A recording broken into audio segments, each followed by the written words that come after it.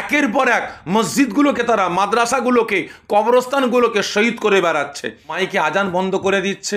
কই আমরা তো মুসলমান, আজ পর্যন্ত কোনো দিন বলিনি হিন্দু ভাইদের পুজো হবে, রাস্তা অবরোধ করে কেন?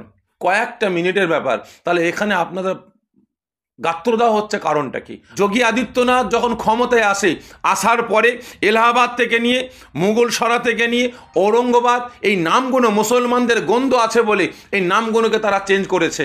যারা দেশকে বিক্রি করে দিচ্ছে, দেশের সংবিধানকে ধ্বংস করছে, এদের বিরুদ্ধে সোচ্চার না হয় তাহলে আগামী দিন আমার দেশকে আমরা কোনোদিন আর আগিয়ে নিয়ে যেতে পারবো না। চারতলা মসজিদ ছিল ইউপিতে, সেটাকে বুলডোজার দিয়ে ভেঙে দিয়েছে। আর বিজেপির কালচার মুসলমানদের উপরে আক্রমণ করা, মসজিদের উপরে আক্রমণ করা, মুসলমানদের কোনো নাম থাকলে তার উপরে আক্রমণ করে সেটাকে বন্ধ করে দেওয়া, এটা হচ্ছে বিজেপি এবং আরএসএসের কালচার। এরা বিগত দিনে আপনারা নিশ্চয়ই দেখেছেন, ইউপি থেকে নিয়ে, আসাম থেকে নিয়ে বিভিন্ন জায়গায় যেখানে বর্তমান বিজেপি শাসন করছে, বিজেপি ক্ষমতায় আছে, সেই সব রাজ্যে মাইকে আজান বন্ধ করে দিচ্ছে, একের পর এক রাস্তায় নামাজ পড়া বন্ধ করে দিচ্ছে। কারণ মসজিদ জায়গা রয়েছে, সেই জায়গার উপরে দেখা গেল সরকারের রাস্তা বানিয়ে ফেলেছে, মসজিদ কমিটি সেই জায়গাটা দান করেছে, কিন্তু পরক্ষণে দেখা গেল মসজিদ আর জায়গা আটছে না, সেক্ষেত্রে রাস্তার উপরে এক সাইডে যখন নামাজ পড়ছে সেই জায়গাতে তারা আক্রমণ চালাচ্ছে। কই আমরা তো মুসলমান, আজ পর্যন্ত কোনো দিন বলিনি, সোশ্যাল মিডিয়ার মাধ্যমে কোনো বক্তব্য রেখেছি কি আমার নজরে আসেনি যে হিন্দু ভাইদের পুজো হবে, রাস্তা অবরোধ করে কেন?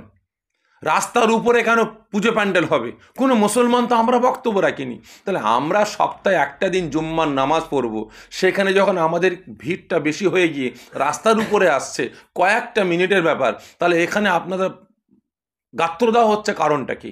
আপনাদের গায়ে জ্বালা হবার কারণটা কি?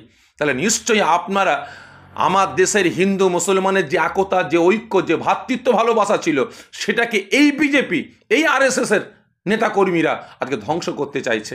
আমি আপনাদের মাধ্যম দিয়ে আমি আমার দেশের, আমার রাজ্যের সমস্ত ধর্মের, সমস্ত বর্ণের মানুষের কাছে আমি অনুরোধ করব, এই বিজেপির চক্রান্তে আপনারা ফাঁদা পাতে আপনারা পা দেবেন না। কারণ এই বিজেপি 2014 সাল থেকে আসার পর থেকে নিয়ে হিন্দু মুসলমানের একতা, ঐক্য, ভ্রাতৃত্ব ভালোবাসা আজকে ধ্বংস ধূলিসাৎ করে আসছে।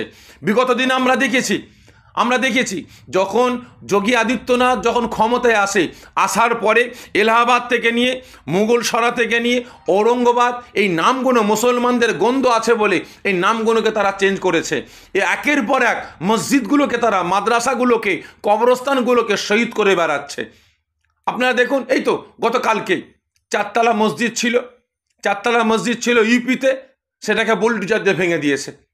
এদের কালচারই হচ্ছে এটাই যে মুসলমানদের উপর আক্রমণ চালাও, এখানে হিন্দু মুসলমান ভেদাভেদ করো। আর আমরা দেশের জনগণ, আমরা ভেড়ার মতো সেটাকে আমরা গ্রহণ করে নিচ্ছি। আজকে দেখুন, এই বিজেপি আসার পরে মুসলিম সম্প্রদায়কে শেষ করার জন্য নোটবন্দি করলো। কারণ ঘোষণা দিল যে মুসলমানরা সন্ত্রাস, মুসলমানরা উগ্রপন্থী, মুসলমানদের হাতে আছে কালো টাকা, ওই টাকাগুলোকে ধ্বংস করতে হবে। করার পরে যখন নোটবন্দি করলো, বকলমে ক্ষতি কাদের হলো?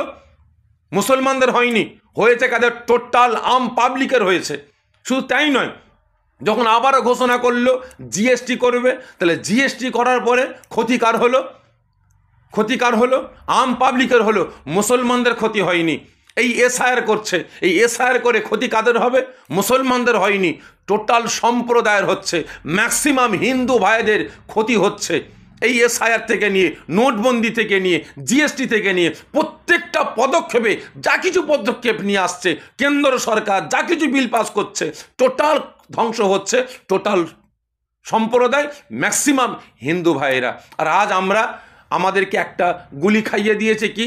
হিন্দু মুসলমান। আমরা দেশের জনগণ এই হিন্দু মুসলমানের গুলিটা খেয়ে, হিন্দু মুসলমানের এই তকমাটা নিয়ে এখন হিন্দু মুসলমান করতে ব্যস্ত আছি। আর এক সরকার আজকে একের পর এক দেশকে শোষণ করে বেড়াচ্ছে, জনগণকে শোষণ করে নিচ্ছে। আমরা জনগণ বুঝতে পারছি না। যতদিন না পর্যন্ত আমরা জনগণ এদের বিরুদ্ধে সোচ্চার হব, যতদিন না পর্যন্ত আমরা জনগণ এই দেশদ্রোহীদের বিরুদ্ধে সোচ্চার হব, যারা দেশকে বিক্রি করে দিচ্ছে, দেশের সংবিধানকে ধ্বংস করছে, এদের বিরুদ্ধে সোচ্চার না হয়, তাহলে আগামী দিন আমার দেশকে আমরা কোনোদিন আর আগিয়ে নিয়ে যেতে পারবো না। আমার দেশ আরও ধ্বংসের দিকে যাচ্ছে, আরও ধ্বংস হয়ে যাবে।